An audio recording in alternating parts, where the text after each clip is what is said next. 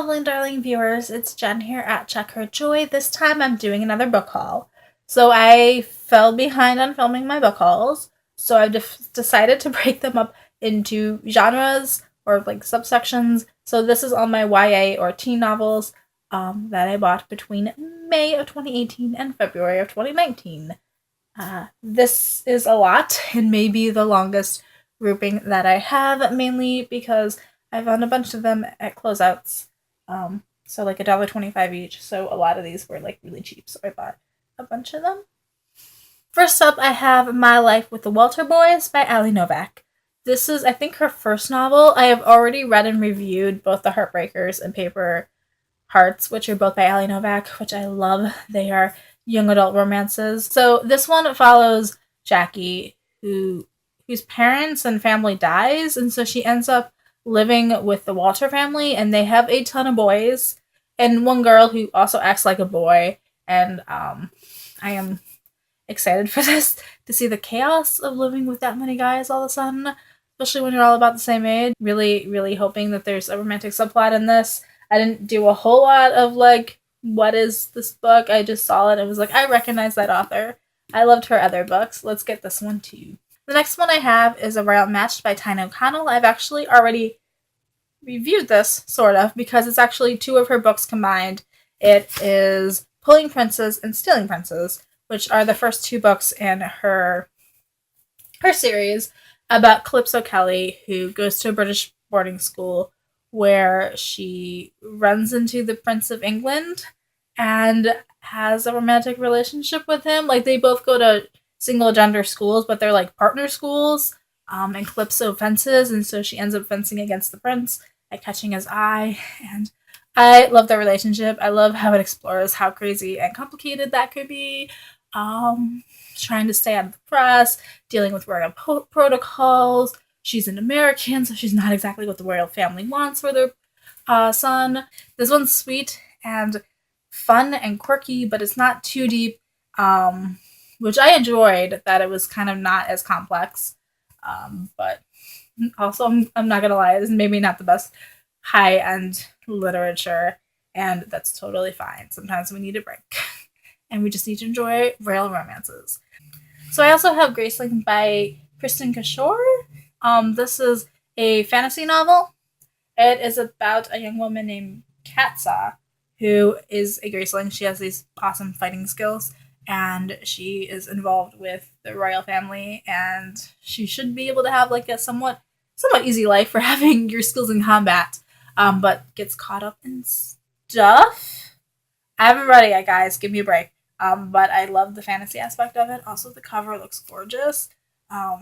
Lots of other people have read it and said it's amazing, so I'm excited. I also kind of don't want to dig in too much because I want surprises when I read it. I also have Hollow City by Ransom. This is the second book and sequel to Miss Peregrine's Peculiar Children. So these follow a bunch of kids with strange abilities. Our main character is Jacob, who is from our modern age, but he ends up finding this pocket of time that is actually stuck in 1940s, and running into all these kids that his grandfather knew when he was a child. And Jacob helps them discover why they're in a time loop and how to get out of it. And it's really cool to see all their different abilities. This one takes up after that, and they kind of have to defend themselves, the peculiar children, from an outside force, this looming threat. Haven't read it yet, but also kind of excited to read it because Miss Peregrine's is really good, but also it wasn't my favorite book, so I'm not like I need to jump into book 2. And then I have literally the entire grouping of books that I bought over a series of months because they were only $1.25 each and they sounded remotely interesting. And they aren't ones that I've heard of before, so I wasn't sure I would ever find them again. But at the same time, they aren't books that I'm like, I really am excited to jump into them. So I may or may not get to these books. So if any of these sound interesting to you and you want me to review them, definitely tell me in the comments below so that I get to them. Otherwise, I feel like this stack is gonna get buried. The first one is The Eternal Sea by Angie Frazier. This one follows Camille, who is in a shipwreck and her father dies. She's also engaged to somebody else back home, but falls in love with the first mate of the ship. But but has an enchanted stone that can revive one person, and she uses it to revive the first mate that she fell in love with on the ship. And she thinks they're going to be great, and they're going to get married when they hit land again. Except he starts acting weird and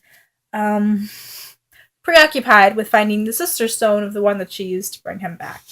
I also have The Dark Unwinding by Sharon Cameron. This is steampunk. So the main character of this one, Catherine, goes to see her uncle, who everybody says is crazy. She's trying to get him committed. But when she gets there, she finds out that he's actually this genius inventor and that he has this entire town depending on him. And she gets caught up in the town. So she's got to decide whether to stand up, like to follow through on the getting him committed thing, or if she's going to help protect the town. Also, there could be a threat putting all of England in danger. Seriously, I'm just summarizing the blurbs, guys. I haven't read these books yet. I also have Cleopatra's Moon by Vicky Alvear Shecter. Probably mispronounced that. This one follows Cleopatra, like Queen Cleopatra of Egypt, her daughter, who is Cleopatra Selene. And she is the daughter of Cleopatra and Mark Antony, and has grown up in the palace and has all this wealth, and she wants to follow in her mother's steps and become the Queen of Egypt also. But there is a threat from the Roman Empire, where one of the emperors there wants to take over Egypt, and her trying to stand up for that and find her way and be her own person, but also like protect her country. Scarlet Fever by Maureen Johnson. I read the book blurb, but I actually don't know what this book is about. There is a teenage girl in high school, and her siblings are acting weird. Maybe? Oh. Why did I buy this book? That's the really puzzling question when I'm looking at this. So if you guys have read Scarlet Fever, you want to fill me in on what it's about and tell me whether or not I should read it, because right now I'm thinking maybe I shouldn't have gotten it. Across the Great Barrier by Patricia C. Wrede. So this one follows EFF, who is a young girl from a family of magicians. And if she applied herself and tried, she could be a very powerful magician. And she gets sent on this journey beyond this Great Barrier into this land of like elves and stuff with one of her father's colleagues, who's also a professor, and them journeying into that land. I'm sorry, guys. I'm doing a bad job of describing the books I haven't read. It's really weird how I don't know what's in them when I haven't read them yet. These were a lot of books that just, they looked cool and somewhat interesting, and there was some kind of hook, like the magic thing in these, that I was like, yes, I want to know more. Alright, I also have The Confessions of the Sullivan Sisters by Natalie Standiford. This one follows a family where the grandmother is dying, and she is the matriarch of the family, and she's really rich, and somebody in the family has pissed her off. So she decides to disinherit everyone, unless the person who pissed her off reveals their secret that like made her mad. If they can do it so they find out on Christmas Eve, they can do it by New Year's, then she will reinstate the family members and they can have their inheritance. Otherwise, everyone in the family is going to be poor and penniless because somebody's hiding a secret. There is one more book that I bought that I cannot find. I do not know where it ended up on my shelves. It was Tale as Old as Time. It is a Beauty and the Beast retelling. It's from Disney, like based off the Disney Beauty and the Beast. I do not remember the author because I don't have the book in front of me. I will put that in the video somewhere.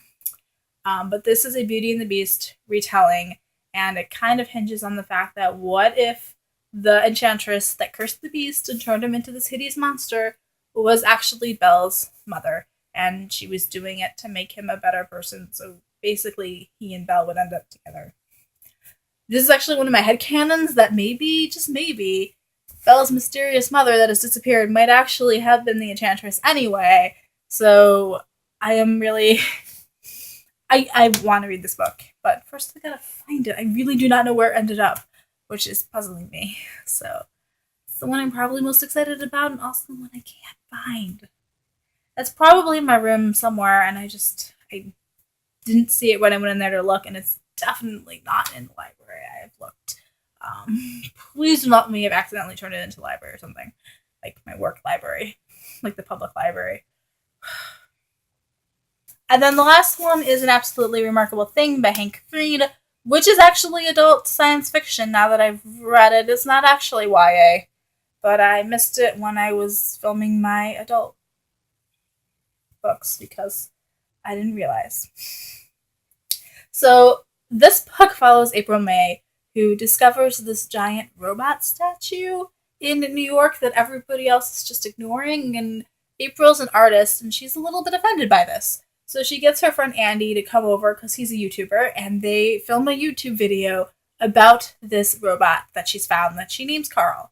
And she's interviewing it, and it's funny, and she's like, maybe people will look and notice art and what's around them now. However, something really weird has happened, and there are actually 64 of these giant robots all around the world that have appeared mysteriously overnight, and nobody knows how they got there.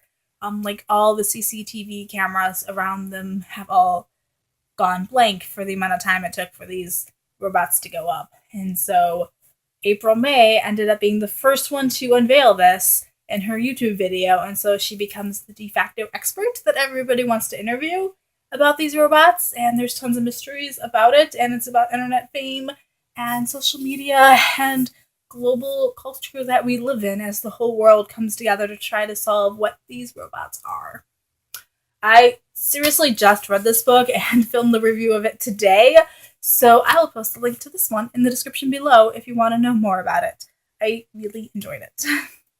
Also, I will post reviews for these as I read them, and post links to related books like the first Miss Peregrine's book, if you want to see those.